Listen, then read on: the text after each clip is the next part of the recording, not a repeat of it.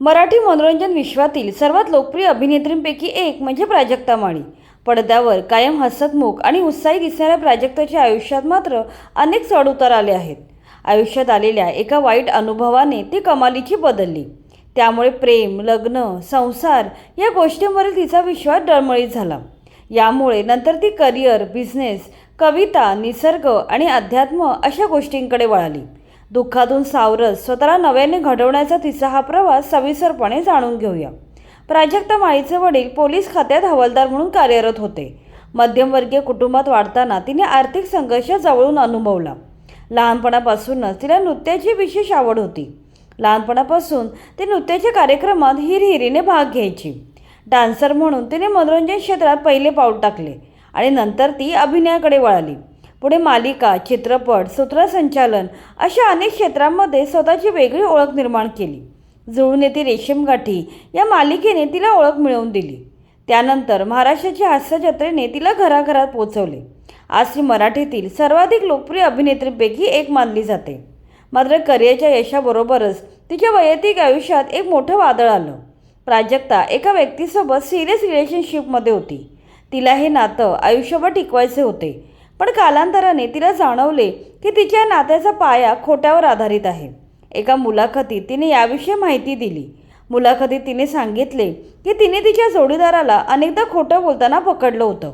ती म्हणाली, तो आत्ता सुधारेल, नंतर सुधारेल असे करत काही वर्ष गेली. मात्र त्याचं खोटं बोलणं वाढतच गेलं. या काळात माझ्या मनात सतत फसवणुकीची भावना असायची. शेवटी एका क्षणाला मी सर्व काही संपवण्याचा निर्णय घेतला. मुलाखतीत ती पुढे म्हणाली की चित्रपटाच्या शूटिंग दरम्यान मी हे नाते तोडले होते. हा निर्णय घेणे माझ्यासाठी खूप कठीण होतं.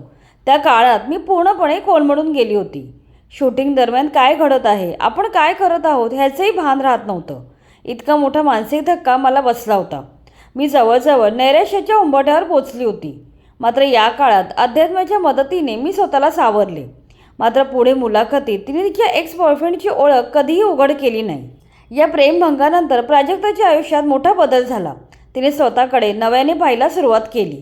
लग्न, संसार अशा गोष्टी तिच्यासाठी गौण ठरल्या. याउलट ध्यान, वाचन, कविता, निसर्ग आणि अध्यात्म या गोष्टी तिने आत्मसात करायला सुरुवात केली. एकटेपणाला घाबरण्याऐवजी त्याचा स्वीकार करायला ती शिकली. प्राजक्ताने अनेकदा सांगितले आहे की अध्यात्मामुळे तिचा आयुष्याकडे पाहण्याचा दृष्टिकोन पूर्णपणे बदलला. अध्यात्मामुळे माझ्या गरजा खूप कमी झाल्या आणि मी स्वतःसोबत आनंदी राहायला शिकले. प्राजक्ता आर्ट ऑफ लिव्हिंग फाउंडेशनशी जोडली गेली आहे. नुकतेच तिने बेंगळूर येथील आश्रमात जाऊन अनेक आध्यात्मिक अभ्यासक्रम पूर्ण केले आहेत. आता तिला तिचं आयुष्य फक्त नवरा आणि मुलापुरतं मर्यादित व्हावं असं वाटत नाही. त्यामुळे समृद्ध आयुष्य जगण्यासाठी लग्न केलंच पाहिजे अशी तिची अट नाही आहे. लग्न करून मानसिक त्रास होणार असेल तर लग्न न केलेलं बरं असं तिचं म्हणणं आहे.